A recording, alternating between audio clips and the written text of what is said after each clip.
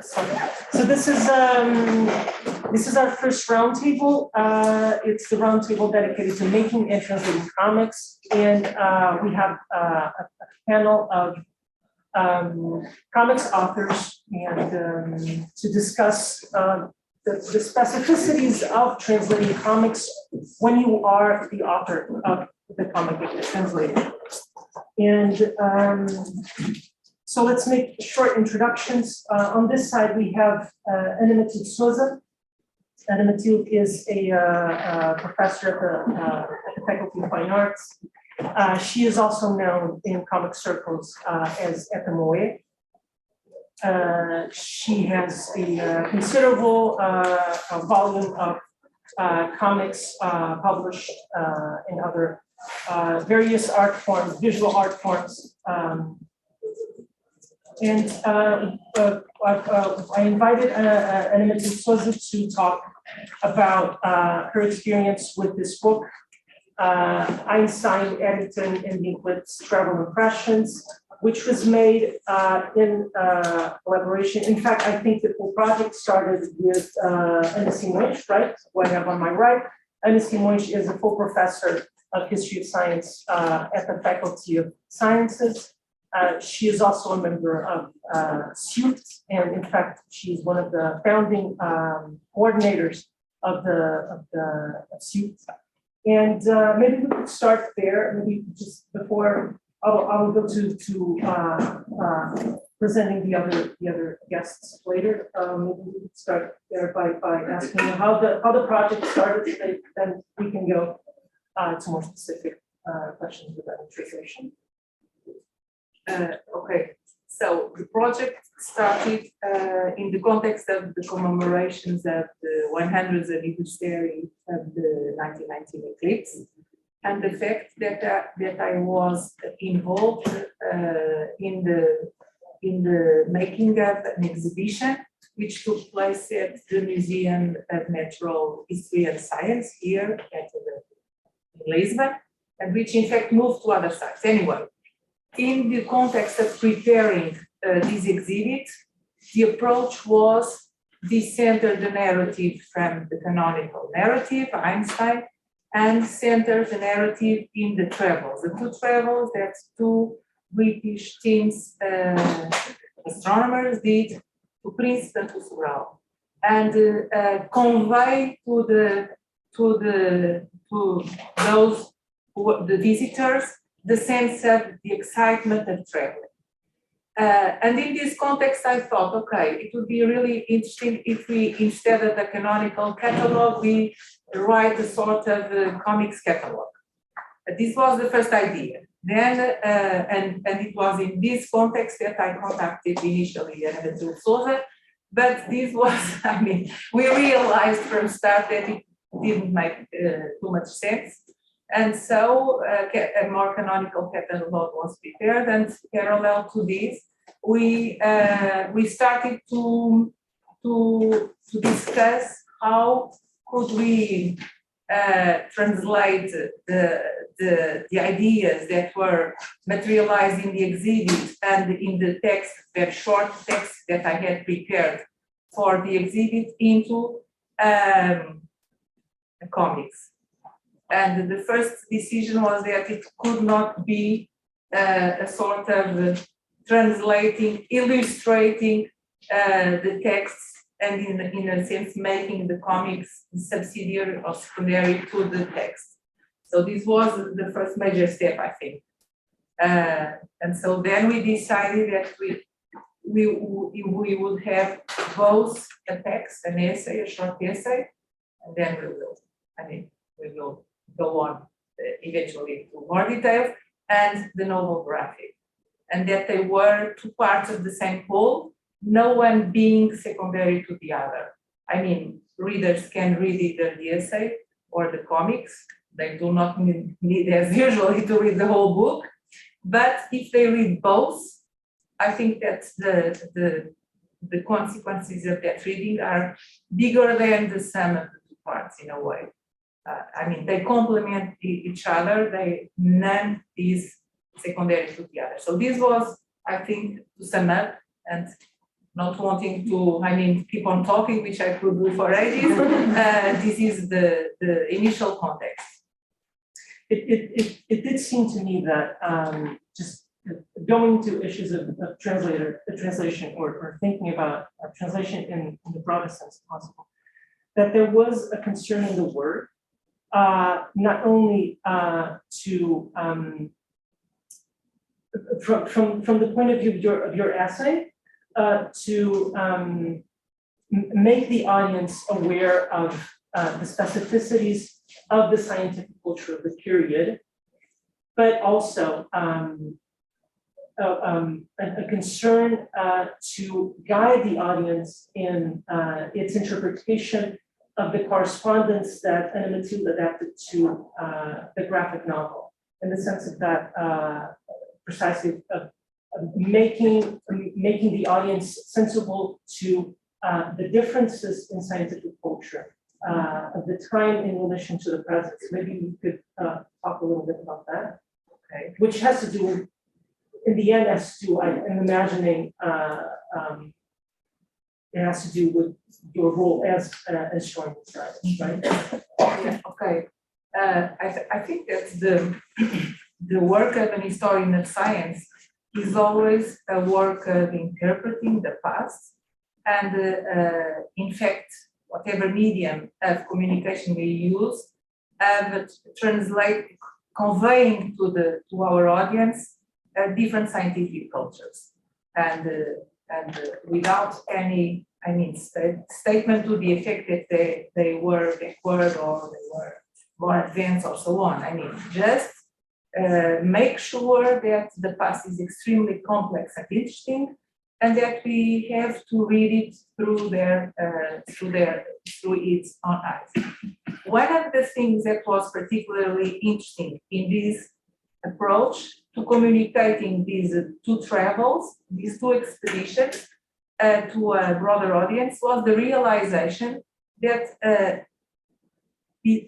even if there is huge literature on these events, because in a sense it was the outcome of these expeditions that made, in fact, Einstein famous. It's after 1919. There was not much concerning the travels, which constituted the expeditions and which got the results then made Einstein famous. And the other thing was the realization that if you discuss the travels, you discuss them separately. So our idea was look at them jointly. The two expeditions, the one that goes to Coimbra, the one that goes to Sproul, compare them and analyze them jointly. And in fact, through this comparative approach, we came to realize lots of questions that were then materialized in the graphic novel. For example, the question of the languages, the choice that we did for the novel graphic, in which we are, the novel graphic gives voice to the correspondence of Eddington. So there were lots of choices that came out of this agenda. Look at the two expeditions comparatively. And this is also important in the sense that for me, organizing an exhibit or writing a comics or writing a more popularization of science book is really centered on novel research. I'm not just conveying the received view on a topic. There is lots of research that is the backbone of this whole enterprise. And yes, by focusing on the two expeditions, it's very clear that, first of all, they were possible because the British astronomers contacted the astronomical communities either in Lisbon, at the Royal Observatory of Lisbon, the Astronomical Observatory of Lisbon, it was not royal anymore, and the National Observatory, the two national observatories in Lisbon and Rio de Janeiro, and so there was a first discussion through this correspondence on the preparation of the expedition. And of course, there is, a dialogue concerning the cultures, the astronomical cultures of the different places that are now intersecting. And also through the voyages, through what happens on site, either in Prince and Sobral, for example, where other teams of astronomers were, there is this clash of different cultures. Because there's the Brazilian team with the British team and with an American team. And here also the problem of translation is very interesting, because the Brazilian team is the host to the British team, but basically the Brazilian team does not speak English and the English team does not speak Portuguese. So there is going to be allocated to the British team a translator, and translation is always also embedded in this context and in this clash of scientific culture that they have to communicate, starting from this immediate thing. We have to understand each other. So this is in fact showing how much these travels are fundamental to understand the outputs, how different scientific cultures have to dialogue together, and how lots of participants have been rendered invisible because we have been focusing always on the aftermath and on the big luminaries. I hope that you more than and how did so the thing is that one thing that is very interesting about the book, I don't know if actually I forgot about this issue. Could you is there a possibility to pass in images from the files that I sent you? No. Okay. I haven't. Well, I sent it to your email. But we'll yeah. Sure, you can show some of the images. So one thing that's interesting about this aspect of adapting correspondence into a comic book is that these letters are actually often. Hugo, não sei se não querem fazer rodar os livros. Isso é boa ideia, se calhar. Sim. Dois fica a rodar. Pode rodar os dois. E mais dois. Pelo menos não fica. Tá bem. Ok, tá bem. Começa aqui. Começa aqui. Sim, sim. Ok. É para devolver, hein? As I was saying,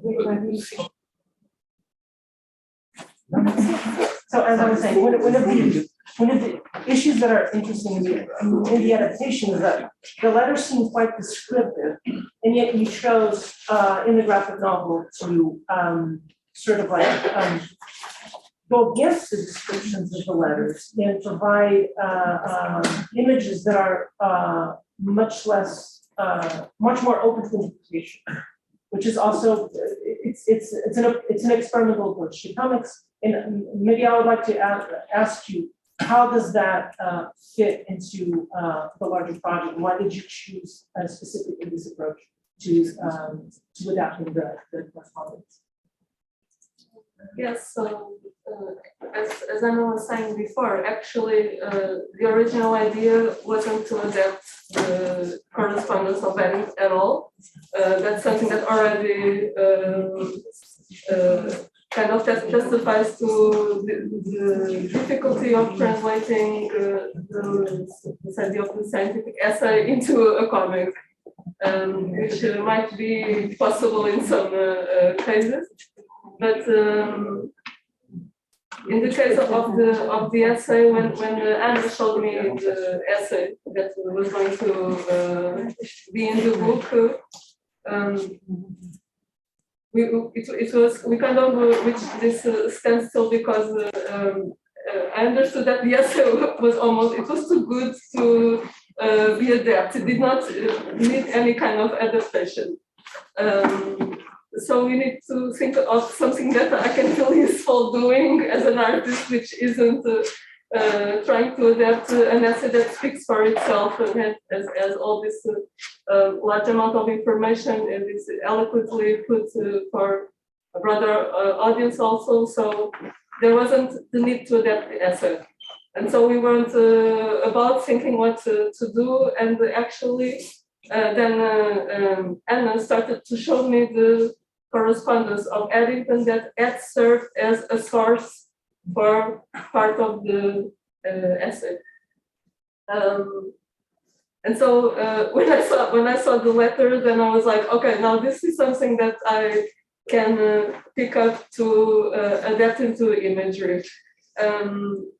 And this was because there was a big process also until we reached the kind of excerpts that we used in the comic. Like it was, the letters were quite, there were many letters, they were quite large letters. So I was also, okay, we can't adapt the whole correspondence. We'll need to select what excerpts will go into the graphic novel. So this was already a big part of the preliminary work of understanding how we can translate this into the medium of comics, was just to select which of the passages are worthy of having this corresponding imagery, or that can be expanded upon. Because if it was the whole letter, it would have been the same problem as the essay. So the passages that are here are already quite deliberated, like selected, to provide me with the opportunity to be able to expand on them. And yes, most of the text in the graphic novel, it's letters that Eddington wrote during the trip to his family, so to his mother and his sister. And then there are a few other places where we put other kinds of written texts, exchanges to the Observatory of Lisbon, but these are few. There serve specific functions within the novel. But the large majority of the text is Eddington writing to his mother and his sister. And of course, this really affects the kind of language that you're going to have, because it's a much more intimate kind of talk. There's a lot of dear mother, so it's like very British and always with the dear mother, and he's always mentioning all these little details of the trip, which do not necessarily, some parts he tries to explain to his mother about the science. These also exist, but then there's a lot of him talking about how much he loves strawberries, how much he wants to go back to England quickly to eat the strawberries, or just I don't know, details about the landscape. So there's a lot of impressions, and that's also the subtitle of the book. So the travel impressions. So the talking is descriptive, but there's also this kind of impressionistic vibe, because it's really describing his impressions of the travel quite in a quite immediate. I mean, it's not writing as he sees things, but is writing from memory, more or less at the same time that is experiencing. So it's more immediate, and it has this kind of sometimes impressionistic, almost elements of the text. And so that was perfect for the kind of thing that I want to do, because I mean, I work a lot, I work with comics, but I work mostly in this idea of experimental comics. So obviously when Anna asked me to collaborate, that was also one thing that was made clear, that it wouldn't be like a normal or traditional approach to science communication. And so this text, this correspondence of Eddington, like his letters, they really, I mean, they leave a lot of space to to also for me to almost work as being as a response to what I'm reading. So trying to fill in the gaps of what he's saying, trying to almost imagine what he's seeing from his own point of view, because that's also one of the things that is quite important in the novels, that we don't actually see Addington a lot or at all. I mean, he appears sometimes in the back, like one or three times. So the idea is almost always a kind of a point of view approach to that. So what would he be saying? What would he be feeling or experiencing or smelling or hearing? So we're not outsiders looking as Addington travels. We are Addington. We're also hearing his own voice. So that was important, and that left a lot of room for fun and improvisation. Can I add one thing? Sure. Two things to what Matilde said. One of the things that we thought was really nice in concentrating the novel on Addington's correspondence also came from the realization that amazingly there is no visual record of anything concerning the prince, and there is an amazing rich visual report of pictures concerning Sobral. So lots of pictures for Sobral, no pictures for Príncipe, but an amazing correspondence for Príncipe and very few details of the travels for Sobral. And so it was a sort of playing with this asymmetric background and in a way giving the visual counterpart, of course our interpretation or Matilde's mostly, of the visual record which is absent and which in fact poses lots of questions, lots of historical questions. The other thing concerns that besides this correspondence with mother and sister, which is really wealthy, and which enabled us, besides being so descriptive and impressionistic, it's really interesting because you really can feel someone that comes from war in Britain, in which food is scarce, and then throughout the travel, I mean, it's amazing. I can eat meat, I can eat eggs, I can eat bananas in Madeira. I mean, you really can understand how these things are important in these very difficult circumstances, how these are important for the development of the travel. But the other thing that that was a very difficult point to a very difficult decision to make was how to start and to finish this novel, which is not narrative in the usual sense of describing travels. I mean, and we do it with letters, official letters sent to the Observatory of Lisbon, and there is another one in the middle. I mean, so there are three letters which are not letters to family, but letters to the Observatory of Lisbon. And this is also important because in the archives of Addington, they had no clue that there were these letters. And so, I mean, it plays a role, but also it's a very nice way of finishing without, I mean, telling the story, Einstein became famous or whatever. No, I mean, the last letter he sends to Lisbon ends the book. Do you know why there was a difference in how they documented different voyages? Was it strategic? Was it a strategic decision to have the trips to Sobral to see the eclipse to be documented by photography, but not necessarily by written word, and the trips at least to be? I mean, this is very difficult to answer now. There's nothing deliberate. The two British teams were very small. I mean, 2 people in each team, so this is really minimum. although it was already very, I mean, quite courageous, quite brave to organize in time of war 2 British instead of 1. So because they wanted really to get some results, and it was not clear, it was very unlikely to get results. But I think that these are contingent things. All the visual reports we have in Sobral are pictures taken by the Brazilian team.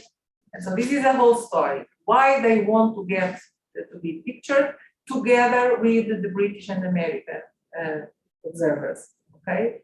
So it's not pictures taken by the British team. The American team has also an amazing photographic diary of travels to Sobral, it's really nice. And in print, so I mean, and concerning the correspondence, Eddington usually corresponded a lot, wrote a lot. So I think that his usual self, when he travels, he usually writes to his mother and sister, and the other ones just write a short report, 3 pages on their travel. So I think it's accidental. It depends on the different agendas of the different teams, on the different personalities. Yeah, but it's strange that you are picturing the star and you don't have any picture of anything, not even of the location. It was even one of the things that we were able to do was to find out the exact location of the observation apparatus in Prince, because there are lots of marcos no Príncipe. Não. Portanto, aquelas. Como é que nós dizemos quando. Agora falta uma palavra. Sorry. No. In several past ephemeris in Príncipe, there were some columns marking the place where he can do the observation. And they had been moved around and no one had any clue where the observation really took place, for example. So then we spotted exactly where it was. We could also, through the correspondence, finally understand exactly how many people were observing at Prince. It was not just the 2 observers, there were 7 more people, and we finally got to know their names. And so the correspondence, despite this more familiar tone, really enabled us to, and Matilde did an amazing job of depicting, of course, the backs of these people, whose faces we do not know, but which finally, I mean, are visualized in the graphic novel. So in terms of I think this is, I'm going to make a question that is probably going to tie in with other questions again that I'm going to make with both Amanda Baeza and Bruno Borges. I'll get to you soon. But what is interesting about, from a formal point of view, what is interesting from the graphic novel is that you decided to make a bilingual edition. I'm imagining already thinking about a transnational audience, right? So this is a book published by CIEBA, so a Portuguese publisher, but in view of the possibility of having non-Portuguese speaking people reading the book. And usually, what happens in books with these sort of audiences in mind is that the translations are presented at the bottom of the page. But you decided to have the original in English and the translation to Portuguese present within the space of integrated in the images. And I'd like to maybe if you could say something about the sort of design limitations and or opportunities that arose from that particular decision of how to represent the text in its translation. Yes, so it was this issue of the language was very important also from the beginning, and as Anna was mentioning before, we didn't want to we didn't want one of the language to be more prominent necessarily than another, because as Anna said, like these were the two languages that they were talking during the travel. Also a bit of French at some point, but mostly like Eddington writes in English, obviously is British, but almost everybody that was surrounding him spoke in Portuguese, and the territories that they went through during the travel were Portugal and what were at the time Portuguese colonies, so Cabo Verde and and also Madeira, so it was all Portuguese-speaking countries, and Brazil, exactly. So it really didn't make sense, although we were adapting letters that were written in English. It didn't make sense for a lot of reasons. Well, not to have the Portuguese language there. Also for practical reasons concerning the people who were funding the book. So we did have to have a Portuguese translation. This was supposed to be for primarily for a Portuguese audience. But it was also wouldn't make sense to then just go with the Portuguese language and translate elegant letters and not putting the originals there, because the originals do have their very own, very specific voice in English. And also these were almost like sources, an historical source that we were, it was the historical source that served for Anna's essay, and these were historical documents. So I really didn't want to erase the original voice of the person who was speaking.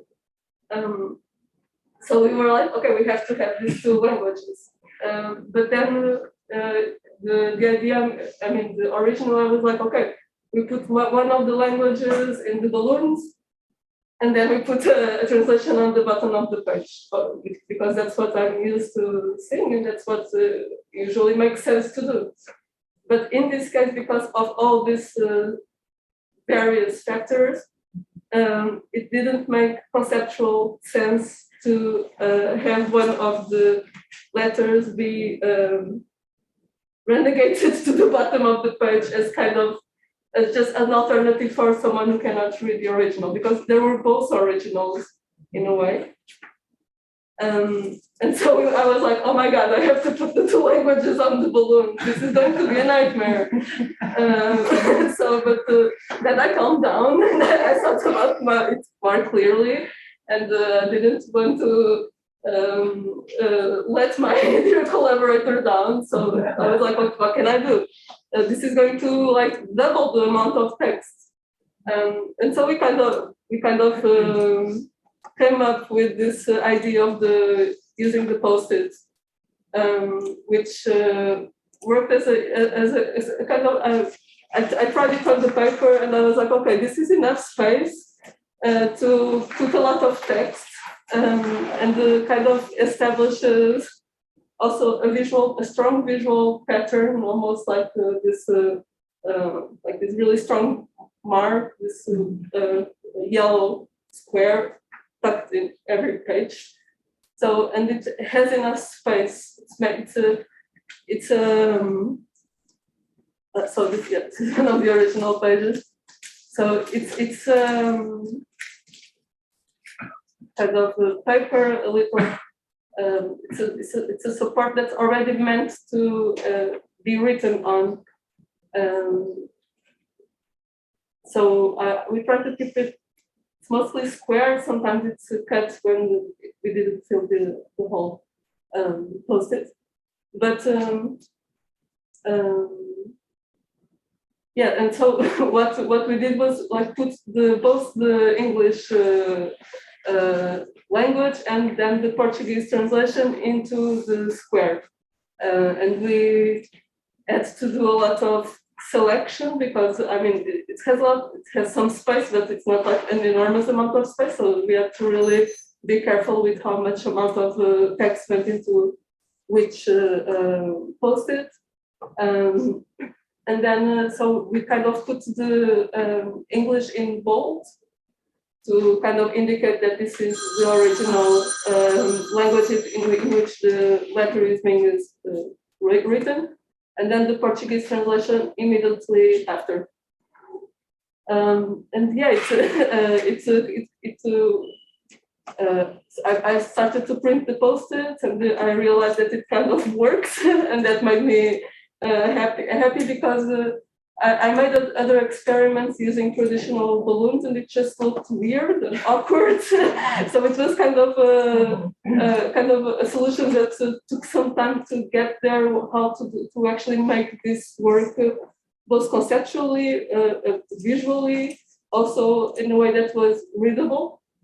And we also kind of came up with a color code for, like, we have most of them are yellow, but at some points there are like the green post-its, which are for text that isn't in the letter. So indications of who the person is, like in the portrait, or indication of dates, or also indication here of the species of birds. Yeah, this one's just in one page with the pink ones, because this is the only image that was actually taken by Anna in Saint Main, so it has we kind of wanted to make it stand out and use the pink post-it. So it was also a way to be able to use the post-it as a medium to also express different kinds of text that are being inserted into the pages, right? Yeah. What was the original question? I think once again, more than answer the question. I think this is it's a very specific example of working with two languages and with the translation in the very process of making the comment. But in fact, comics pose more conventionally issues to translation, which have to do with having to articulate the text with the images. And now I would like to move over to talk with Amanda Baeza, who is, so Amanda is a comic book artist, and she has been published in multiple languages. I believe you have been published in Portugal, Spain, Italy, France, the UK, Latvia. Am I missing anything? Sweden, Finland, and probably a few more that I also don't know. You're sort of conquering Europe, at least.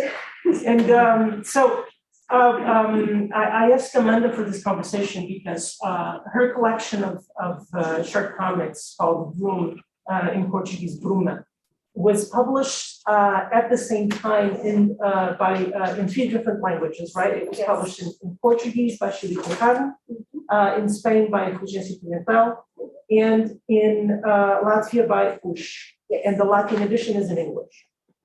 And so there's obviously a formal aspect to a formal concern with translating, which has to do with you being the author. You sort of have the opportunity to change the images as you feel like in the different editions of your work. So I would like to ask you if during the process of translation, did the translation involve changing the images as well to fit the words, or alternatively, did you have to transform the meaning of text to fit the images, or was there some sort of did you change your strategy as you went along? So to give a little background on this book is comprised of short stories that were published between, I think, 2014 and 2016 or 17. The book was published in 2017. And these short stories, because they were published in different countries and for different countries with different languages, each comic were written and drawn in a different language. So I had originals in English, I had originals in Portuguese, I had originals in Spanish. And the challenge when the time came to put them all together, because they were all in different language, the challenge for me was to adapt each comic to the different translation. And so I came to encounter a few issues. For example, in the comics that I wrote in English, because English is a language that's so efficient. It's the truth. The balloons I wrote were kind of small, so I had a lot of space to play with an image, and I didn't have to worry with the big balloon of text occupying the page. But in the comics I wrote in Portuguese, the opposite happened. The originals, I needed bigger balloons for more text. And so when I had to, okay, I have this original in Portuguese, now I'm gonna translate it to English, the balloons were enormous. And so I had a lot of space. In some comics, especially in the older ones, I will sometimes draw the balloons in the same page with the drawing. So changing the size of the balloon was very difficult. In those instances, what I did usually was to make because I didn't want a lot of white space, so I will make the lettering bigger. And in original English one, when I needed more space, that was also difficult because, okay, I can draw a bigger balloon and then pop it on top, but then I'm gonna be covering a lot of the image probably. So that was a challenge basically. Then in later comics, a strategy I started to implement was making the balloons a separate layer from the drawings, and that made it easier because, okay, if I have to make the balloon bigger, I can change the placement in the drawing and just start thinking a little bit ahead while I draw the comics. Yeah. And it seemed from, so you shared with us some of your notes for the translation. Yes. And it felt like you were translating to at least to Portuguese and English at the same time. Could you talk a little bit about, well, first of all, why did you do it that way? Was it because of deadlines for the editions? And how did you work around doing both those translations? So for example, these the three languages, Spanish, Portuguese, and English, was a collaboration between the different publishers you mentioned, but they each had different deadlines. So the Spanish publisher wanted the translations to be done faster, so I worked on those first. And the English and Portuguese, they were going to print the books at the same time, so they needed the translations at the same time. And it was easier for me to do the translations simultaneously at the same time. So I had an original in Portuguese, I will immediately do the translation in English. I have the original in English, I will do the translation in Portuguese. Because my works, the way I work, maybe a little chaotic, I will do it all in the same space, the same page, and have everything. And that helps for me personally, because I did the translations by hand. That helped me a lot I was reading both languages at the same time, and it made it easier for me to maybe detect errors, or maybe this doesn't flow as well. For example, the Portuguese is flowing a little strange, maybe compared to the English version. So maybe I have to change, or maybe discard this section and try again. Yeah, that's why I did it like that. Also, of course, as I mentioned first, the process and the deadlines and pressures from the publisher also plays a role in how I work in the translation for the book. I see. And I mean, it's your case is different from all the other ones that we have on the roundtable, because you are translating your own words, right? And in the case of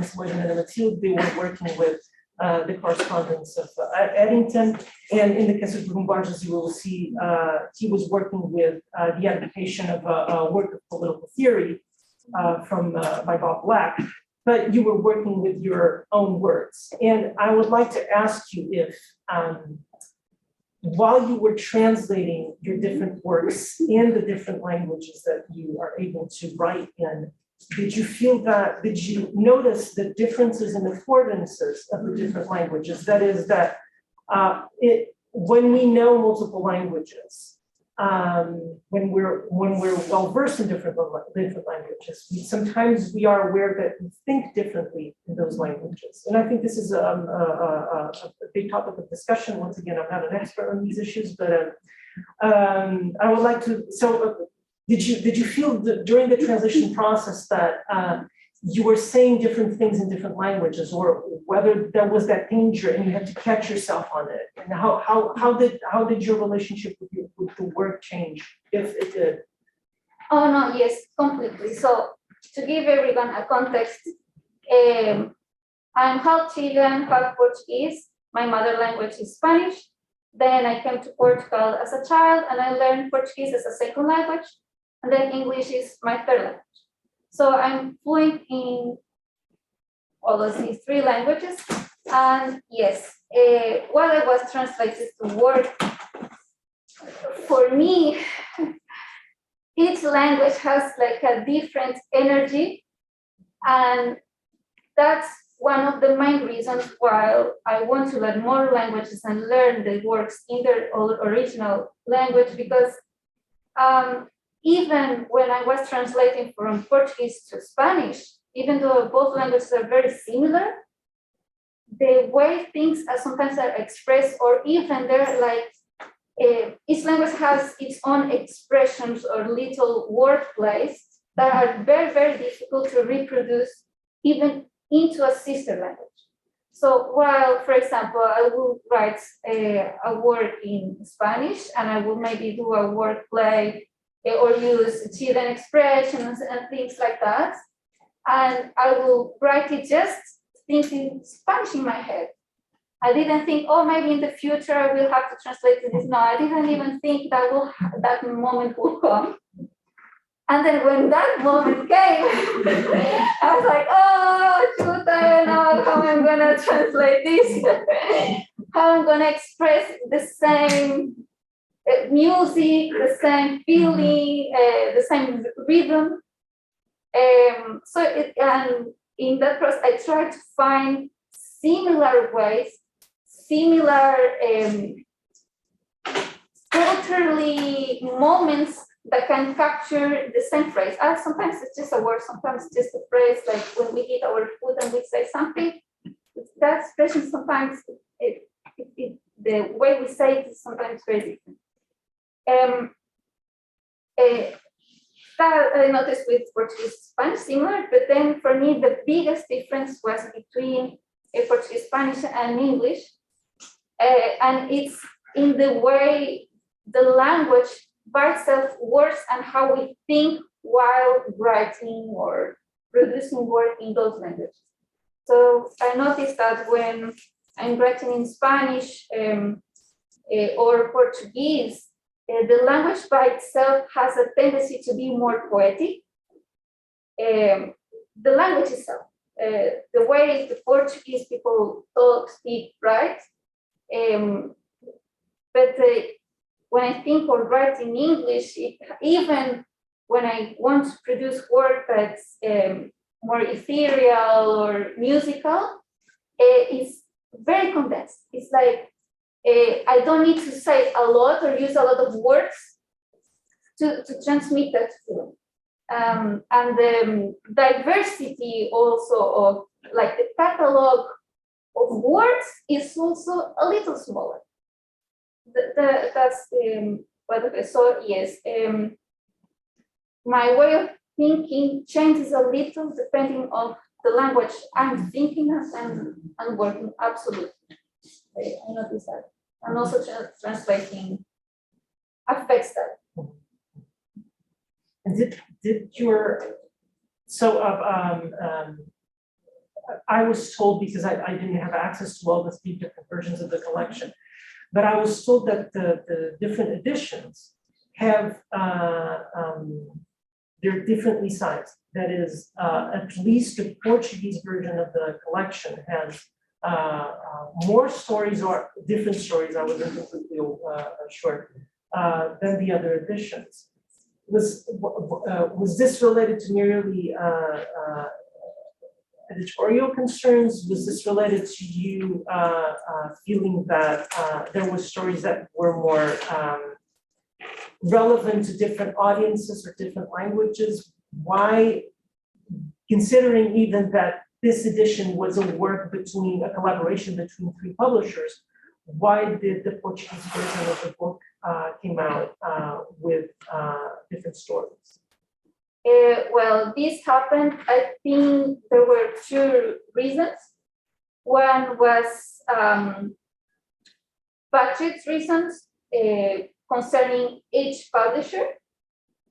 So each publisher had a limit of number of pages, type of book, size, etc. And then the other reason was each publisher had a different connection with my work or a different editorial, let's say, like, goal. So, for example, for the English version that was published in Latvia, they, by iCON-MICs, they already had published a smaller book, a shorter story. And so they decided, okay, because we already have this short story written and drawn by you, we are not going to include it in this book. So that was the reason they didn't include one of the stories. In the Spanish version, they included most of the stories, but it excluded a few. And this wasn't because they had budget concerns, but because they wanted the stories to flow almost like different stages in my life. And so they tried to create the story of my life using my different stories and which stories fit the best each level, let's say. And so this fits well here, this fits well there. Maybe we'll have to discard this one because I can fit it anywhere. And that's what happened with the Spanish version. In the Portuguese version, what happened, interestingly, there were budgeting concerns, but there was also the interest to publish as much as possible, because not a lot of my work at the time was translated or written in Portuguese. At the time, most of my work was in English or Spanish. So there was the interest, okay, if you're going to have the book in Portuguese, it might be interesting to translate to Portuguese as much work as possible. Yes, those were the main reasons of the decisions that were made for the number of stories for each book. Because I don't have difficult, for me, you raised an interesting question, because so far I haven't encountered the problem of having written a story in one language and then thinking, yeah, this story will not work in a different language. I always try to find a way around the problem, even if the results might feel maybe a little awkward. I'm like, no, I'm gonna make this work. I have to make this work. Otherwise, I know some people will not be able to read this story. Yeah. So far, I haven't had that problem. Fingers crossed. So do you feel that this far you've managed to translate in such a way that the end result is still sufficiently close to the original to be considered the same work? Yes, and I think the advantage is because this is my work and I'm translating my work, it makes it easier for me to make those decisions. So if I want to change, I think for some comics I did make slight changes, not in the overall story, but maybe a few phrases here and there that I changed to make more sense in a language or another. But because I am the author, I feel like I have the liberty to make those decisions. So I have like the authority, yes, to change. If I want to say, if I want to play a prank, if I want to prank, I could maybe one day do that. In one language, I read the story that means something, and then in the other means something completely different. And then I see here waiting who notices. Maybe one day I will do that. But because I'm the author, I have that freedom. If I want to change something, I can change. Yeah. That would be a very interesting. It would be interesting.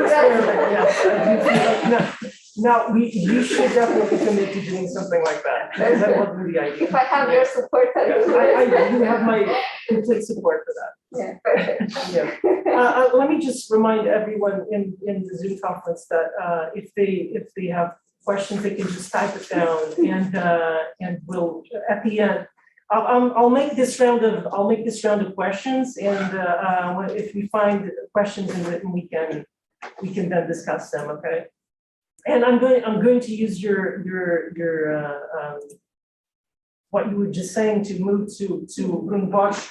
So Bruno Borges is as you can see in the program, he is currently a PhD student at Colégio das Artes da Universidade de Coimbra.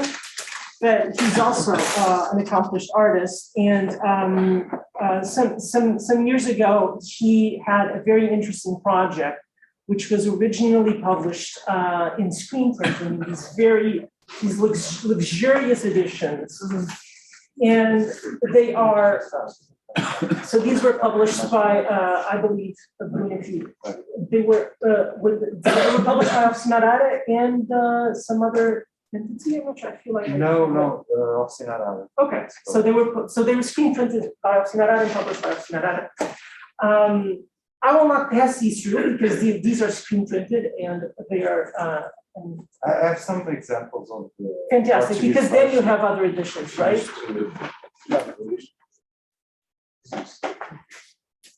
And so what I feel very your issue with translation is also kind of like a niche interest, issue, but I feel very interesting because on one hand, you were the original version of the work was an adaptation into comic books of The Abolition of Work by Bob Black, and that didn't involve the translation of text because the original was in English. Now, I do believe that you have some interesting story to tell about what happened when you decided to translate the work into Portuguese, because then you had to deal with the official translation into Portuguese of the original book into your own work, and that created this sort of strange entanglement where let us know what can you tell us about the whole process? Okay, maybe I'll start with the beginning. Please do. Because in the beginning, I started drawing the adaptation of The Evolution of Work for an anthology from Slovenia and published Street Food. It was an open call, and I sent them 2 pages of the original text, hand-drawn by me. I think it was these 2 pages now in Portuguese. They were published in English throughout the original version. And I didn't have the project to do the whole text. For me, this was just okay. It's fine. But I was very much impressed when the book came out. It was a thick book. I don't have it here. just too heavy to carry. But it had a lot of international artists from comics and other backgrounds, but mostly comics.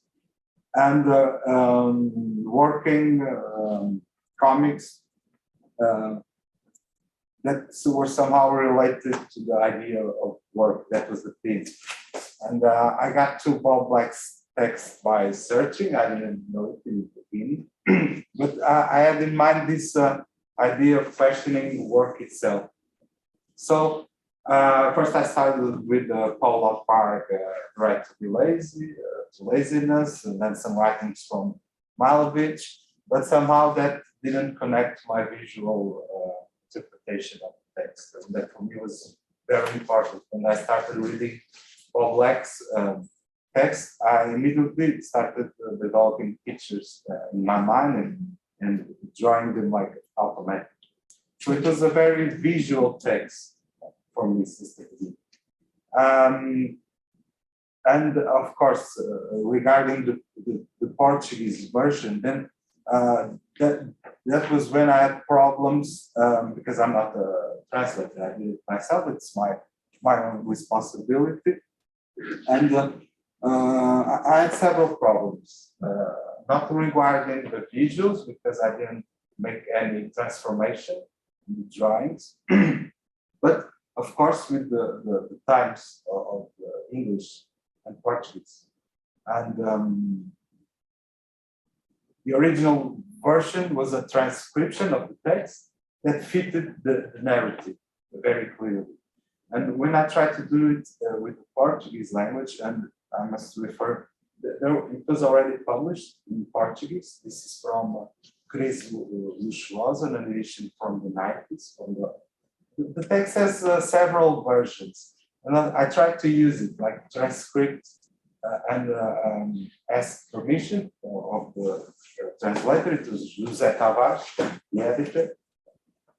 And I started trying to fit the Portuguese version of him to my drawings, and they didn't fit because of the time.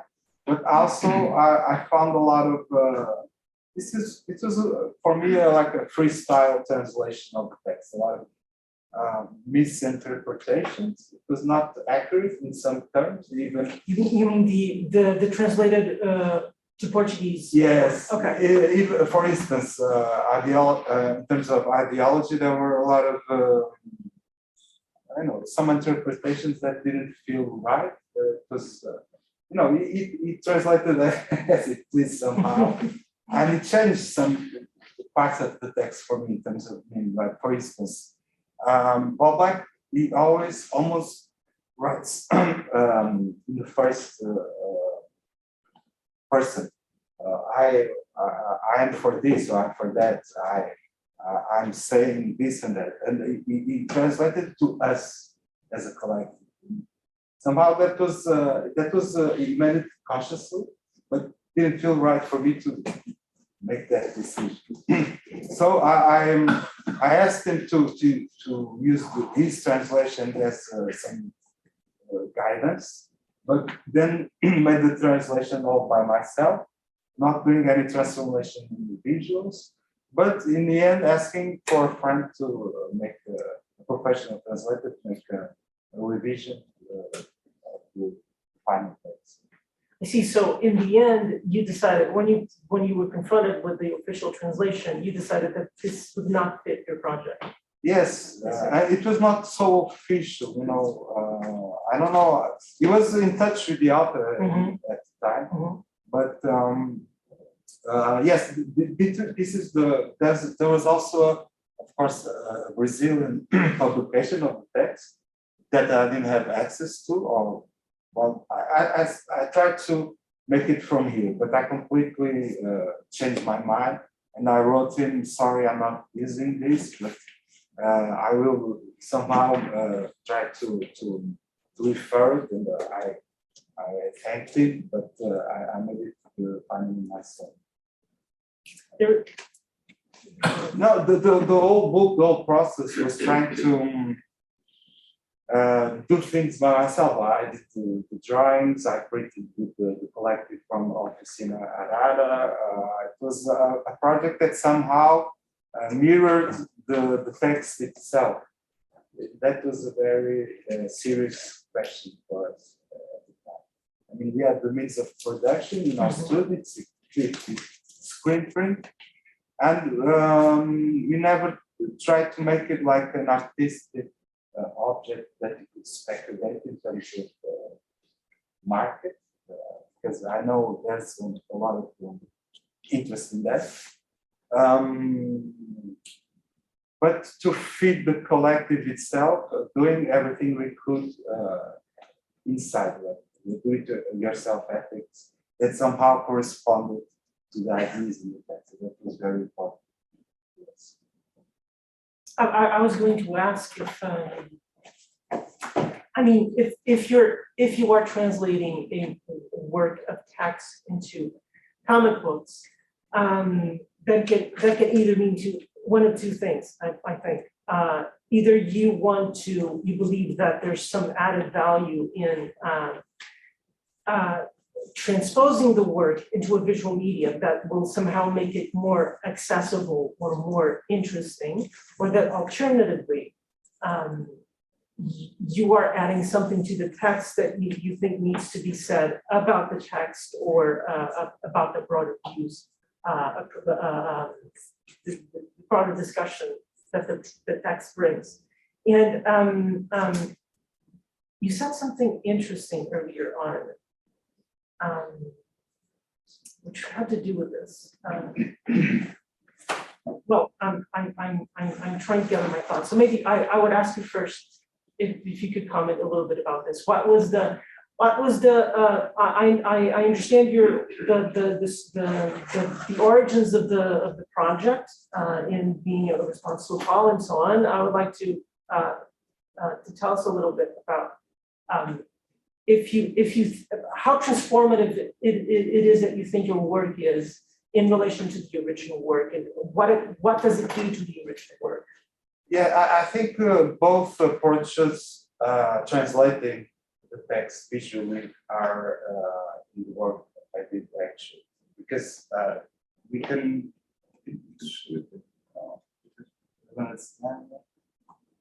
Oh, okay. Thank you. Like for instance, these are the first 2 pages, and it's a very personal approach to the text. It's like I'm drawing a narrative that goes side by side with it, but doesn't illustrate the text. It gives it adds another sense to it, as it's my own person that is there doing something, and I interpreted it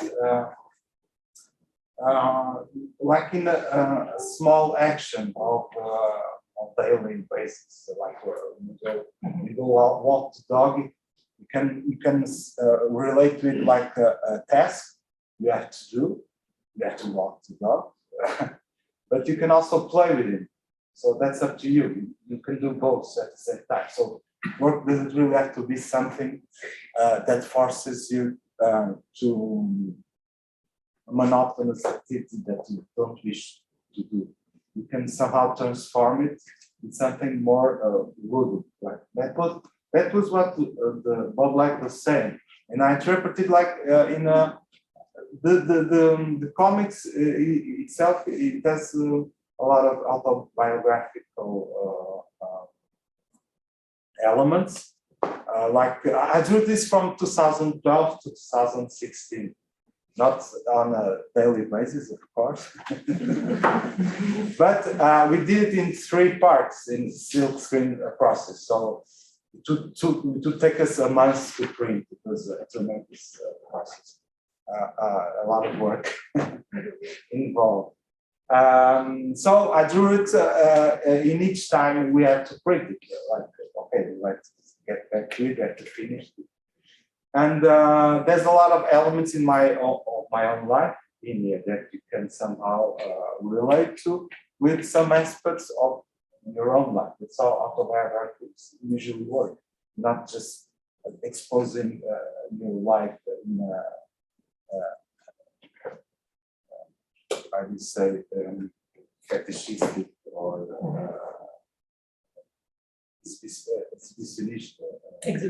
exhibitionist way.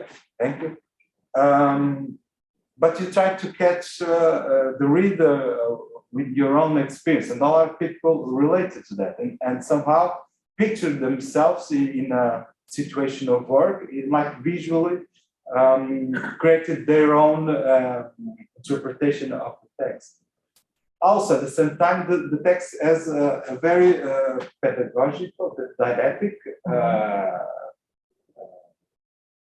elements, and which I couldn't avoid. Like I had to draw like Karl Marx or Adam Smith or Foucault. You know, there's a lot of portraits in the book, and like Karl Marx is here. I think this is Schiller, you know, people from anthropology, social. So it's very didactic, even for someone coming from studying social sciences. But for me, it was an effort because I somehow had already put that by side, and somehow I got back to the basics, to illustrating like the didactic manuals, but in my own terms. So it has both actually, and because some things you cannot just avoid when you're adapting, not your own text, but still like here we had the people from Oficina Arara at the time working and trying to make work something more enjoyable, you know. So a lot of situations are also pranks with my own fellow mates from the collective. Like here I'm walking with my wife eating an ice cream, and here is Miguel Carneiro from Oficina with my kids babysitting. At the same time, that it gives a lot of clues, and it's very interesting in the text of people that somehow thought about this issue of work. So I had to complement those, and also translating, of course. I'm not a professional, of course, not a comic artist or translator, but even in the transcription, there was a lot of mistakes. You know, like transcripting the names or a few words in English, and there still is. Also because of the handwriting, you can not just erase it and do it again. Like when I did the Portuguese version, it was a professional translator. I would draw all the lettering, I would send to him, print it, and it would solve, you know, with mistakes. So I had to rewrite the handwriting, and then is it okay? No, I remember. And I was not so pleased with the Portuguese version in the end. Some terms, but I trusted him that because Nuno is a professional translator. I trusted him to make the terms more accurate as possible. Like for this, the text ends with Marx quote, "Workers of the World Unite," and Bob Black. He ends the book, the text, with "Workers of the World Relax." And we had a big discussion because I wanted to use the word relax in English. For me, it made perfect sense, like the rhythm of the text, the man, that. But we ended up putting trabalhadores de todo o mundo descontraídos. And that was awkward. It doesn't feel like it's serving the same function. Relax is just a much more easy way to say it. Also, I don't know if you knew this, but this is the Brazilian version of the book. Know. Yes, Veneta published the comic. Then I got in touch with Bob Black because I tried several times from email, writing, whatever. He's not so easy person to contact, but this was through an agency. There was an intermediary involved, and the girls there through Facebook wrote him and immediately replied. And I told him about the publishing. Of course, he didn't demand any rights for the text. It's on the internet. It's available to do whatever you wish. You just have to to get in touch with it. And the work with Veneto was very smooth. Also, they credited my translation, but then the person there involved, and that corrected the names that misspelled. And like for instance, I don't do that much. This is anymore, but I used to. You can see in the. It is perhaps it's not very correct if I say I didn't work the visuals regarding comic structure, because I used to sometimes the text would go out of the frame, you know, and this was from, I don't know why I started doing this, but it was just didn't feel right to leave a blank page to start the word, you know, and when you're handwriting, so I started pushing the limits of the frame, and for me it was also like a statement, you know, I'm doing something outside of The frame. the frame. But the Brazilian people there, they pointed out all the so they took fit in the price. Okay. But they were very nice and very easy to work with, because I'm not used to working in a professional.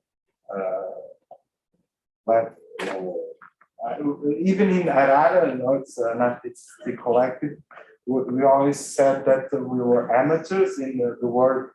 The meaning of the word itself, amador, like doing something you love, pianos. And I'm more used to that kind of ways of working for me. But they're also in between. You know, it's a very the books, texts they publish. They're also very connected to my own idea of what comics can be. I think you just said something that connects to what you said earlier, because you said that when you were picking the references for this work, that you chose the evolution of work because it felt like you could that was easier for you to turn it into images. And I was curious about why were the other texts not as adaptable, or do you feel like there are certain texts or certain ways of writing or certain ideas that are less amenable to this adaptation from text to the multimodality of text and image of comics?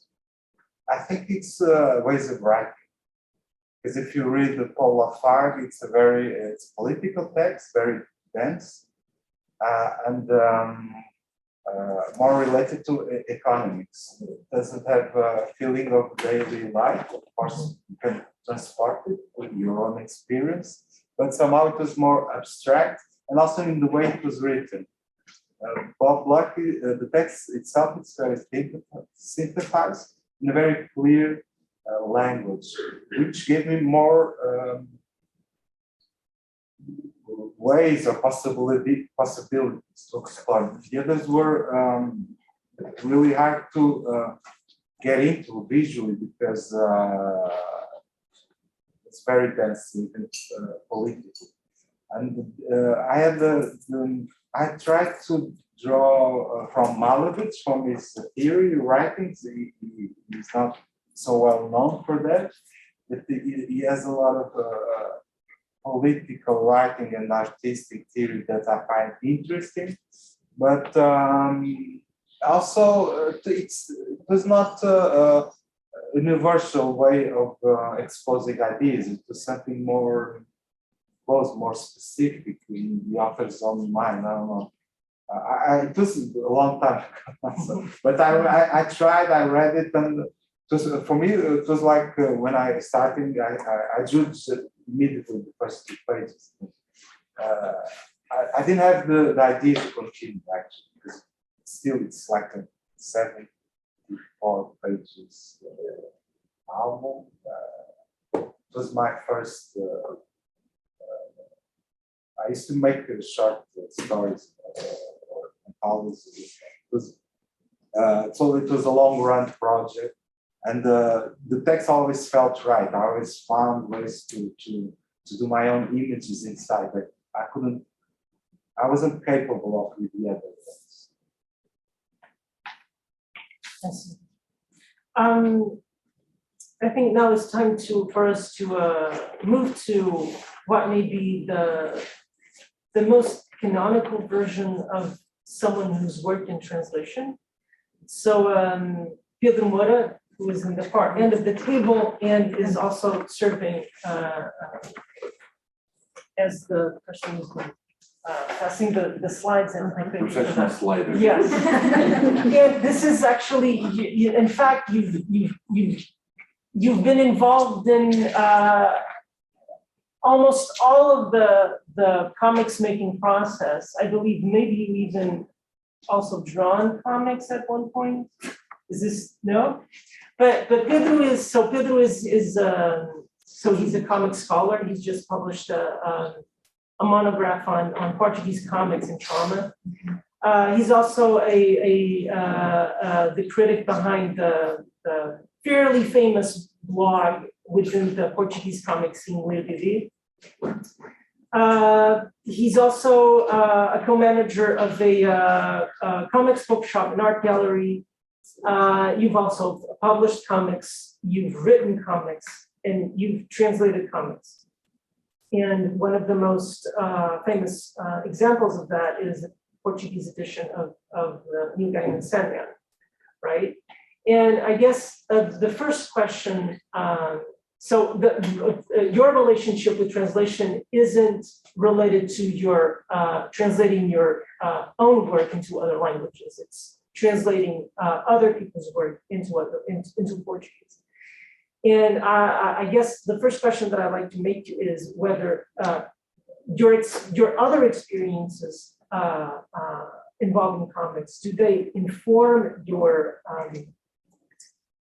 output in translation? Does it inform how you translate it in the game? Well, first of all, hello everyone. Thank you for having me. It is true that I have done a number of different things, but I was just thinking that I met Bruno more than 30 years ago. So we've been around more than 30 years ago in high school. We were still in high school. So it is inevitable that I have done different things related to comics because that's the thing that I most love in the world. Not my daughters, not the world. So if I have to choose between, no, okay. So please try. No, I really like comics, so I try to be as involved as possible in everything. The problem is that because I'm involved in so many things, I think that the common thing is that I'm incompetent in all of them. So everything I do is really not that good. As for translations, I have done professional translation in the sense that I have lived from translation for a lot of things. I've translated romantic novels that are really cheap novels that you sell on bookstores. I've translated law documents, art catalogs, and of course, I've translated comics.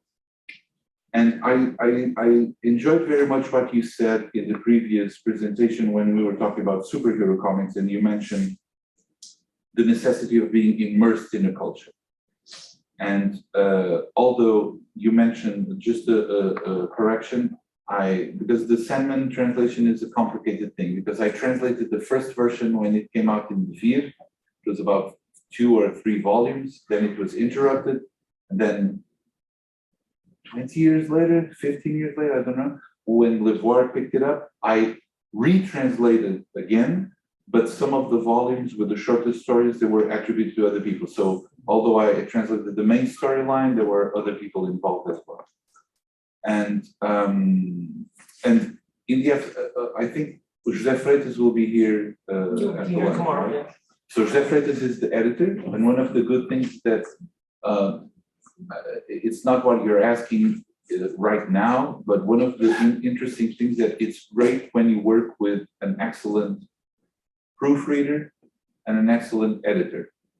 So although I studied literature, I studied theory of translation.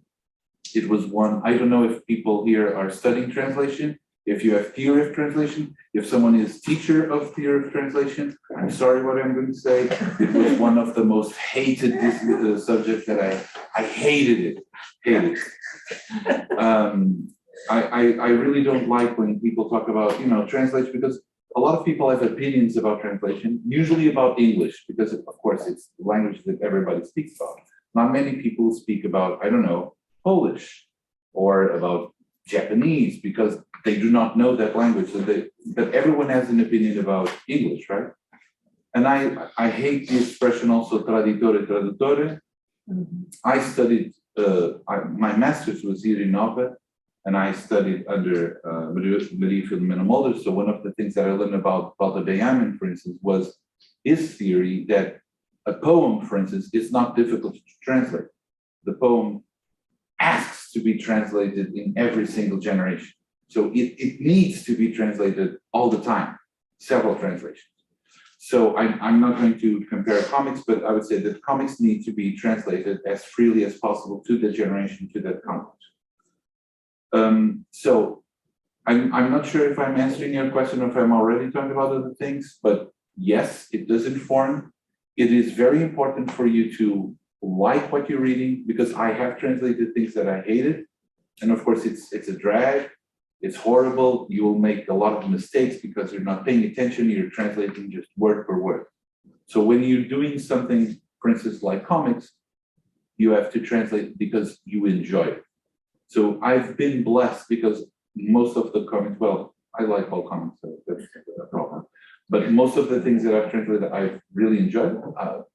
Iron Fist, written by Edward Baker, The Wicked and the Divine. So, I've been blessed. But there's always people that will have opinions. Let me just tell you a small anecdote. So as you know, Sandman has a lot of strange characters with fantasy names. You have demons, right? So there's a demon, I can't remember the name, but it's a strange name in English. So I decided to translate using the same base for the construction of the English name for Latin or Portuguese name. And I used that in the first version from the Vir. Someone wrote to every single email they could find from people in the Vir, whatever, distributors, to call all the names that you can imagine. And when people talk good about your work, you go, no, thank you, no. But if someone talks just one thing, you go like, oh my God, what have I done? And it was not that bad, but it was just a decision, a playful decision, because Sandman asks for that kind of playful decision. But this person was very angry about the choice. It's interesting how we're finding out that the work of translation is actually quite dangerous. I would not say dangerous, but it's passion project. So people, when they're passionate, they talk in a way that they shouldn't talk. It's fine. I actually wanted to translate the whole Sandman to João Costana, but they didn't have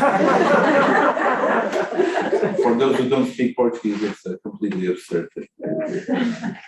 Anyway, but yes, it's been fun.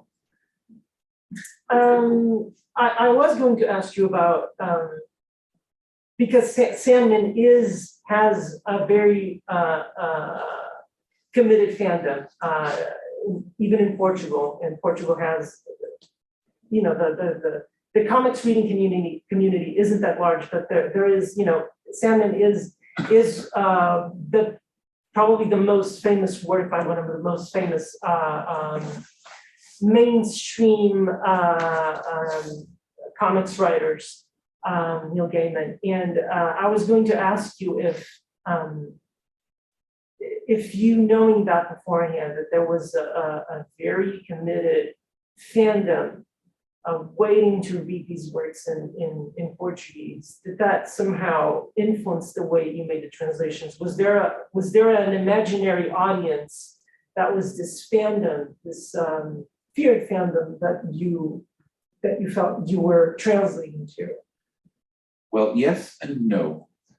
Because as I said, I translated a few Neil Gaiman books for Vitamina BD, like Mr. Punch and Arlequim Valentim. Nobody cared about those books. And then when I translated Sandman, it was a really small minority that were aware of those books, right? It was not that famous. I mean, and now there will be a a television series, I'm certain that it will be even more famous, right? But so in that time, it was not the fact. But this happened. You know, someone wrote, "Dear Sir." So when we went back to the second version of the Sandman, although it was not the same publisher, it was the same editor, José Freitas, right? So one of the things that we discussed was trying to do things a little differently in terms of language, because, you know, Neil Gaiman uses a lot of, for instance, just one thing, he uses a lot of slang or localized Englishes, right? And how do you do that, that translation? You understand it's Cockney, or you understand that it's a Tennessee person or something like that. But the thing is, if you choose to Portuguese, you know, like Azores Portuguese, it will be ridiculous. So of course, there's always something that is lost, or at least transformed into a different thing. But that's it's better to make that choice than to try to be too funny and because we don't have the same kind of levels of orality, etc. So what I was going to say about the editors, it's very important because it gives you the freedom to translate things in a very free way, let's say. You think that you're doing, but then when someone is picking up the things that you're doing, and the discussion will make it clearer. So I remember we have very good conversations. Sometimes I would accept the changes. Some of the times I would defend my choices, but it's not like I have a theory of translation behind this. And so it's just a very good professional relationship. I don't know if it was successful or not. I mean, it's still around. It's not sold out. So I wonder if there are that many people, because you always have the people, I prefer to read the original in English, you know, that kind of thing. You also shared with us some of your word files that you use for translating Sandman, and this is going to sound like a bit of an esoteric question, maybe, but it felt when I was going through the texts that they present it as something quite different from the original works. That is, all of a sudden, not only you have two, when you're looking at the text file of the translation, you have two transformations that the work has been going through. Not only the image is completely absent, but it's also in a different language. And it felt to me like the text was some sort of like disembodied space in which demanded the whoever was reading it to imagine their own context for those words, as if you were reading a play or a novel or something like that. And I was wondering whether you think that it makes sense to consider that raw file of the translation as something that would deserve more consideration as a work in itself that could be archived and be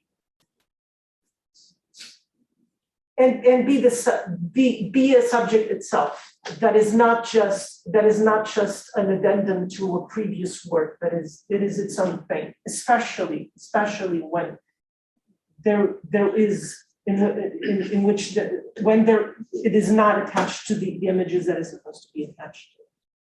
Is this too much of an abstract?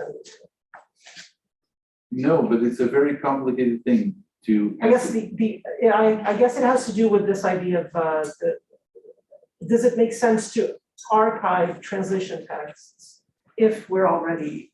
I guess this is narrowing it down. I don't know. I mean, there's a lot of people here that are translators.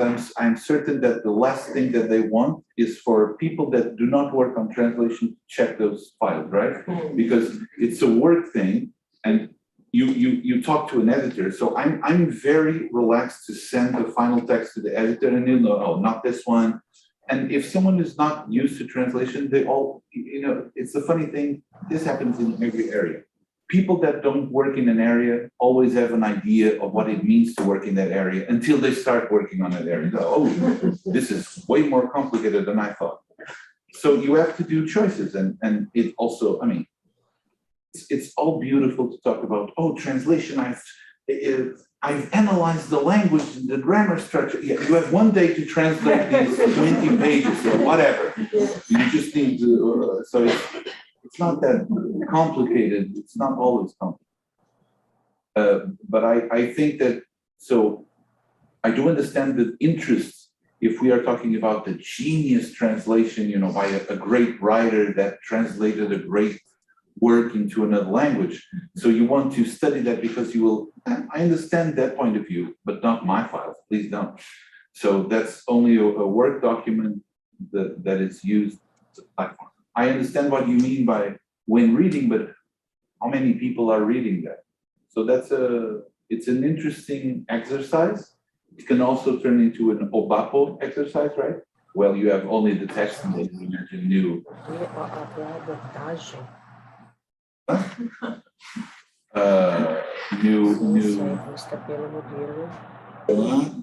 Sorry. There's someone in the Zoom call that maybe, okay. Sorry. But there'll be, I think I finished, right? Sorry. Let's check, can you see if there's any questions in I don't think the so. chat? Não há piações nem há. Okay, so maybe we can check if there's someone in the audience who would like to make questions to anyone. So a question for both of you, when you were doing, because you handwritten everything, so when you were doing like translations, did you thought about creating a font, or that is not a thought when you, because it's almost like, because for instance you were doing 3 languages, so did you thought about like writing the translation and then to write the things on the pages to have a font that you just like type it and that's it? Well, in my case, so short stories, and for each short stories, I usually try to experiment with different materials, different colors, different visual styles, and sometimes this includes the text. So for the translation, something that's very important for me personally is try to reproduce the text, the type of writing that they use for the original piece. So I had to, when I was handwriting for some comics, I was trying to do one kind of handwriting that was as similar as possible as I'd written it for the original, and then for others I was like cursive, or another just big case, and others lowercase fonts, things like that. And it will depend on the comic I was translating. I will try to be as close to the original. Because I was thinking, maybe if you, like right now, I'm an Italian publisher and I want to publish your book in Italian. Oh wow! So no, I'm not. No, I'm not. I was like, what? No, I was like, for instance, Yes. Let's do it. No, we can do it now. No, but yes. No, take it In this situation, like that you wanted to publish my work in Italian, Yeah. I would, if we were like talking, you sent me an email and I was like, yeah, awesome, please, let's do this. I will request, can I write, like, I don't know Italian. So someone else will have to do the translation. But I will request, could I have the translated text, and could I then write it with my own, writing? Yeah, so my question is more like, do you think about the hypothesis of creating like a font? So you have Comic Sans and you have your handwritten words, or is it that's not a possibility because it doesn't like allow you to have that like that feeling of so that I have my answer. And what about I thought about that. I heard about programs, but I'm very lazy regarding new technology. So, but I thought about it afterwards. okay, yeah. Because it was a lot of work, and it seemed like stupid just to, especially when you're correcting proofs. It's hard, and it's funny because I usually do the all handwriting in the titles. This is the only one that has the title. This one has, so it's proper book.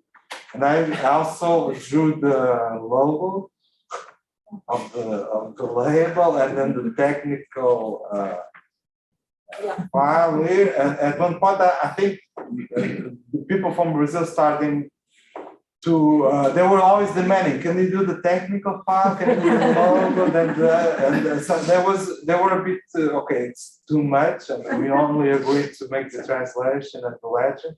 So in the there's a very funny page here, and if you want to take a look, that they did the Photoshop with the letters, like I was handwriting them, and you can see clearly it's fake.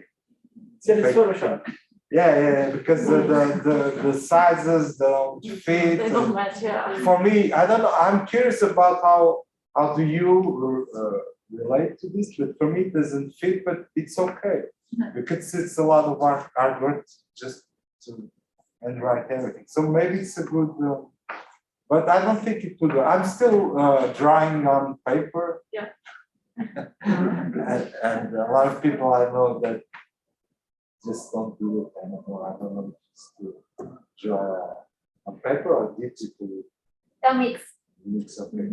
But I do everything on paper. Even this is funny because the second color of the book, it's not digital. I did it in silk screen directly. So I'm not so good with technology, but it's a possibility. Yeah. Because I'm thinking again the same question. So if I was an Italian publisher, if I wanted to have your work in Italian, would it be easier to have a font? Like for books with a lot of text, is it easier to sell them in a package that contains like a font, a personalized font? I don't know. I feel like it's within the author, specifically in like more independent zone-ish. To have the font or not, but yeah. Can you imagine if it was translated into a non-Latin? Also that, yeah. That's another great question. So if like I'm just taking this opportunity. So if you were to write it to have it translated to like Chinese, Korean, Russian, it's not really, yeah. It's a really like, I don't know. It's interesting just to think about it. So. There was a question, right? It was more of a comment, other than a question, for Amanda when she mentioned that the publishing, let's say, constraints or guidelines, that the English publishers wanted something concise, the Spanish ones wanted a story. And as in good old Portuguese fashion, we wanted as much as possible for as less money as possible, which I found really funny. And for Bruno, I just wanted to mention that for all its work, I completely agree that the last word of the book doesn't sound good. I think something like more related to relax would sound much better as well. Just Yeah, but that's the problem when you're working, with someone who is a professional. You know, I trusted him because he should know better, but I still feel awkward. Yeah, but I think also professionals have different opinions. So maybe a different professional have a different. His was very clear and yes. Yeah, but he explained it to me why it should be like, and he had very well structured arguments. And, But you still didn't feel it. we had a question there. Yeah, I would like to ask Anna and Anna Matilde, just curiosity. I saw this was released in late 2019. How did the pandemic affect the success of this great piece of work? I don't know. I mean, I know how it was received. I am not sure if I can answer if this was somehow affected or not by the pandemic. I mean, because it was an anniversary, yes, of the presentation. Yeah, it was the centenary. Yeah, I mean, I think that in a way, through the pandemic, we had, in fact, we were invited for several webinars, Zooms, radio shows, some reviews came out. So, but mostly from the comics world. This is certainly one thing that I want to point. So I'm not sure if things would have been different if we were not in pandemic. Of course, I mean, who knows? But I think that in a way, there was a quite, I would say, enthusiastic reception, and we kept on being invited for different sorts of communication formats. And that's what Anna just said. I think it's important because maybe it's also related to translation. The public of this book is a very wide, different kind of public because it's meant for comic audience, of course. It's a graphic novel. Maybe a specific kind of comic audience. It's meant for people who are historians or have an interest in history of technology. It's meant as science communication for laymen. So you have at least this kind of three different publics. And we did get reviews, enthusiastic reviews from the comic side. Also from the science communication a bit. Very few. And we had one review. Two academics. The academic world, very weird. But even the novel graphic being a diary of a travel, I think that it really can be interesting for, travel literature lovers. So this is one of the things that we are really now thinking about. How making this book more visible to other audiences. Not that we are, not that we are not really happy with the reception concerning the comics community, but because we think that the book could have different audiences. And this is something that we have been thinking a lot. Why have this happened? Is it that the historians community, the history of science community and science and technology is more conventional, more traditional, but on the other way, novel graphics now are very fashionable, and there are lots of translations into novel graphics of literature books or scientific books and so on and so forth. So it's really something that we are thinking about, and we are envisioning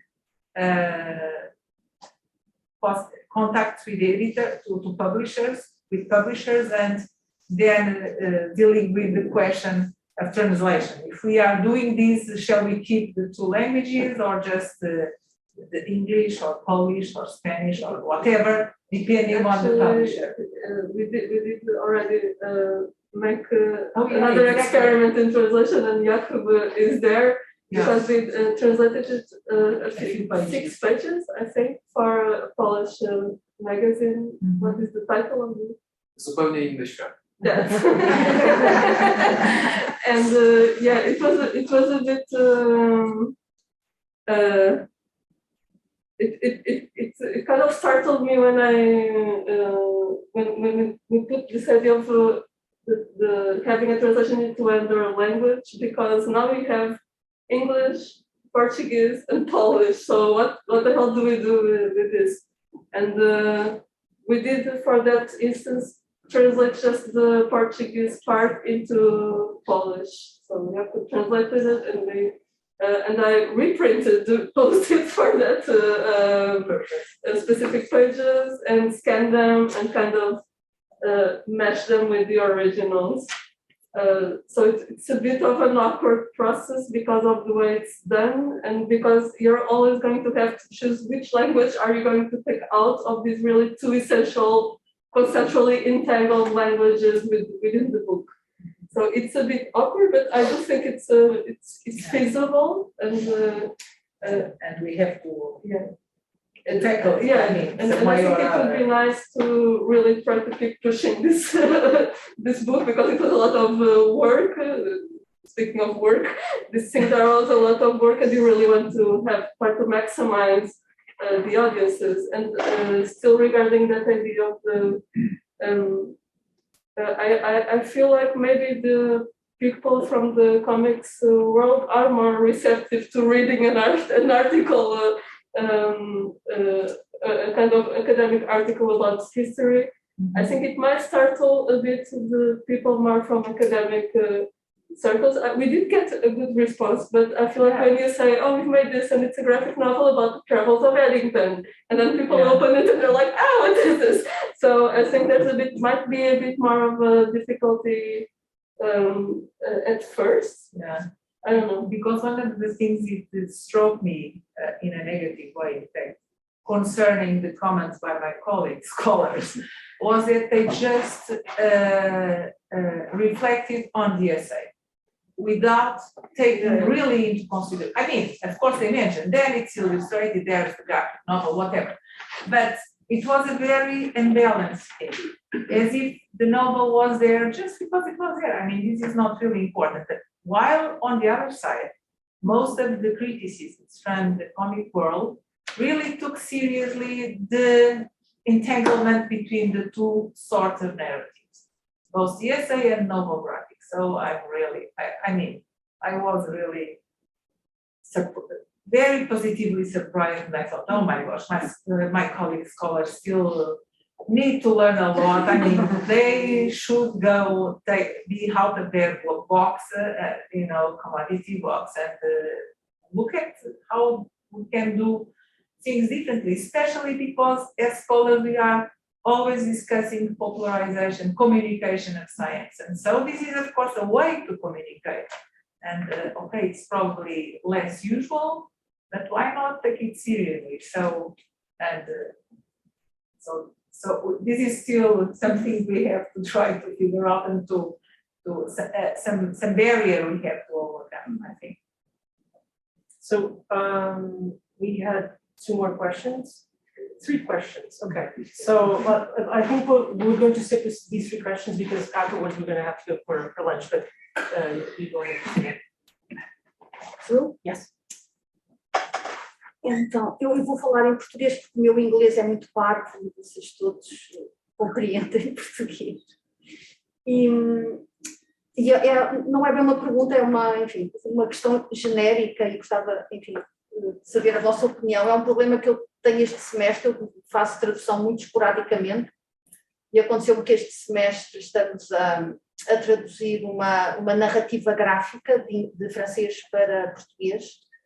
E é uma história que se passa nos anos 50 e que tem muita linguagem popular, muito discurso coloquial, muitas expressões idiomáticas, muito calão, palavrões, etc. E quando nós traduzimos, os alunos e eu, nós traduzimos para o português de hoje, que é um português muito marcado do século XXI. E eu sei, me lembro dos meus pais falarem, como é que se falava mais ou menos nessa altura, e as pessoas não falavam assim em português, o português popular dos anos 50 e 60 não é o de hoje. E uma questão que se me tem colocado é se realmente nós não devíamos fazer um esforço para traduzir para o português dos anos 50, que não é o nosso e que a gente não conhece, né? E principalmente os alunos, coitados, não conhecem isso. Mas gostava de saber como é que enfim, porque estava a pensar no livro da Ana Matilde e da Ana Simões, mas aí são estruturas escritas, não é? São enunciados escritos, cartas e diário, e portanto a linguagem escrita não muda tanto, não é? Mas na linguagem oral, popular, coloquial, etc., há uma grande diferença entre o português que se fala hoje e o português dos anos 50, e dado que a história se passa nos anos 50. Obrigada.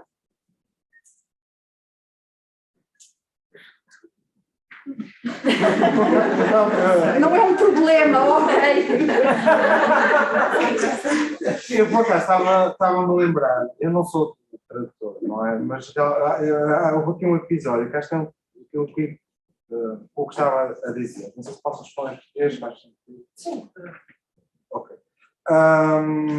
Que é exatamente, este texto foi escrito nos anos 80, acho eu ainda, nos anos 80, e depois teve várias revisões antes de mudar.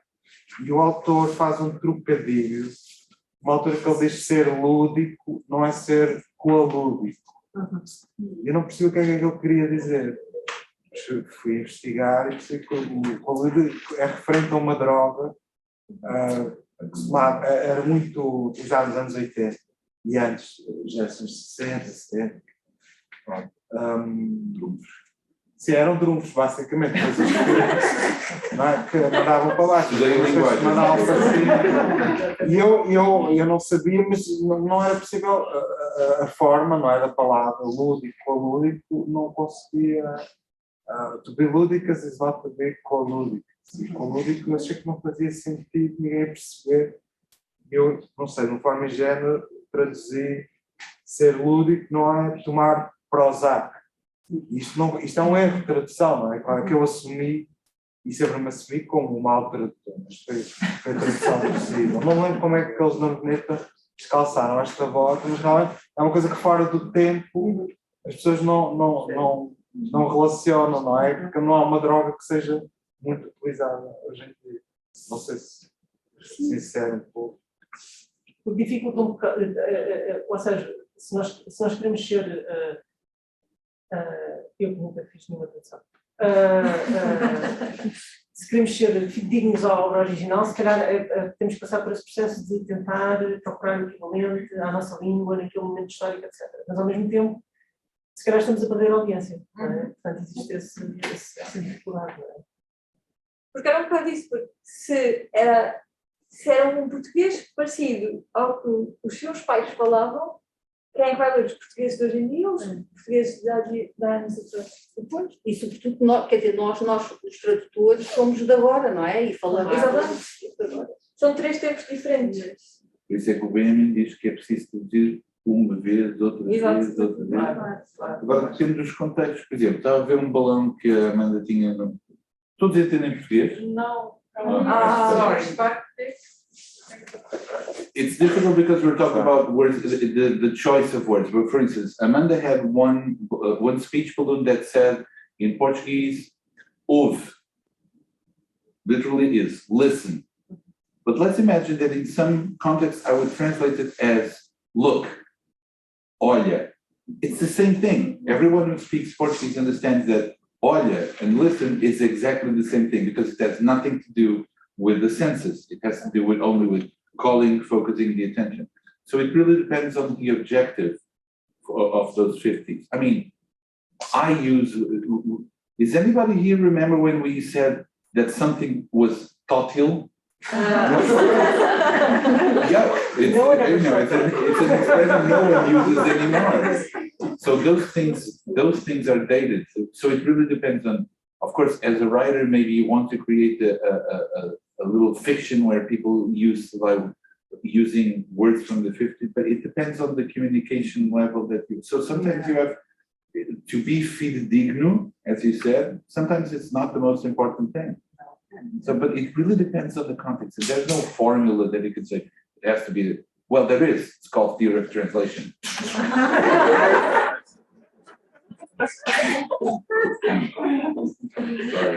We had a question there, right? I was thinking about comic Escola. So I've been researching comic art since 2005. And I always had to justify. If you don't present the two medias, using, for example, a documentary instead of a fantasy, instead of comic, your colleagues wouldn't accept it perfectly. But in some scholar area, I still have to justify my research because it's on comic art. So it's not a question of your amazing work, it's a question of the media itself. That was just what you asked. And about what you were saying about the phone, I translated from French into Spanish with an author, and Louise Dumont, she didn't speak at all Spanish, and she wanted it. So I sent it, we discussed it, and then she wrote it. So it really depends on the author and the art. That's, it's a graphic novel, it's quite independent graphic novel that then later was successful, but the publishing company didn't expect that. And she always got to break. But when I do work with other publishing companies that are more, let's say, marketing style, marketing oriented, they obviously have a font. You don't even get to talk with the author, which I did a lot for other titles. So it's quite a common. In my case, I see authorship. It's quite important when you're translating. For whom you're translating. That makes sense. That makes sense. I just wanted to know if is it common or not so common. So I feel It's like, really common. yeah, Yeah, that you have a phone. yeah, Yes. especially right now. Okay. That was it. That was And I think we can wrap it up with Jakob's question. A short one, just Matilde Simões. Do you use this book with your students during the classes to teach on this particular event? And if so, what's the reaction?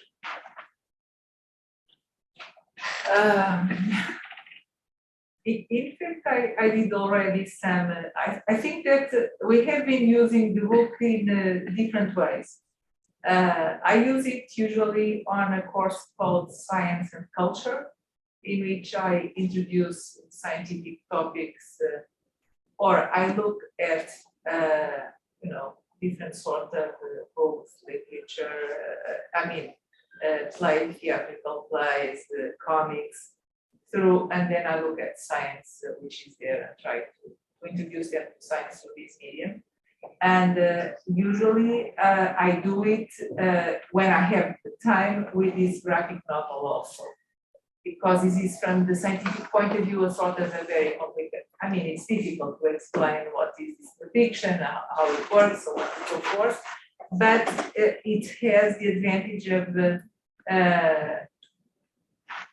bringing Portugal and Brazil into a story that we usually associate with the big centers and big communities. So, and I think that the graphic novel usually, and the approach is quite well received. I know that Matilde usually is invited, right, for a science and arts course. I teach 2 times, 3 years in a row, a class, like a short 2-hour class on comics and science communication. And it's kind of split in half, in which the first part I just make a general examples of how to go about it, but I talk about some Western examples, then because I study a lot of Japanese comics, I kind of switch to Japanese comics and talk about a lot of educational manga. And then I put in the second half, I put this. So it's a kind of a lot to take in because people have to switch to a different register and they arrive here. But here I have the advantage that I made this and I'm talking about it. So I have a lot more control over the narrative. It's different from talking about other people's work. So I just do that transition naturally and explain that like the other examples that I give are more like traditional kind of educational comics. They're really good. They're very clever the way they go about it. So I kind of use this as okay, but this is, I come from different backgrounds, so this is my approach. And we've talked about that issue of transparency. So this is maybe less transparent in its. The comics are less transparent in this kind of book, because I really wanted the medium to get in the way of that translation from the letters to the reader. And people usually, like, they have a lot of curiosity about asking me stuff about the book, how I did this, why I chose this, why is this looking like this panel. So there's a lot of engagement, but I do feel like that's more because they have the person who made it in the room. I don't necessarily know whether they would pick this up by themselves, but it's a nice opportunity to just kind of show it as a continuum of the various possibilities of how comics can serve to translate these ideas about science and technology, and they can do it in a lot of different ways. All of them are valid if well done, so that's why I try to, that's what I try to convey to the students. And the reaction is usually good, but yeah, I don't know if it has any further impact in the way that they think outside, if they have, how that affects their choices as consumers, but I mean, it's just a 2-hour class, so.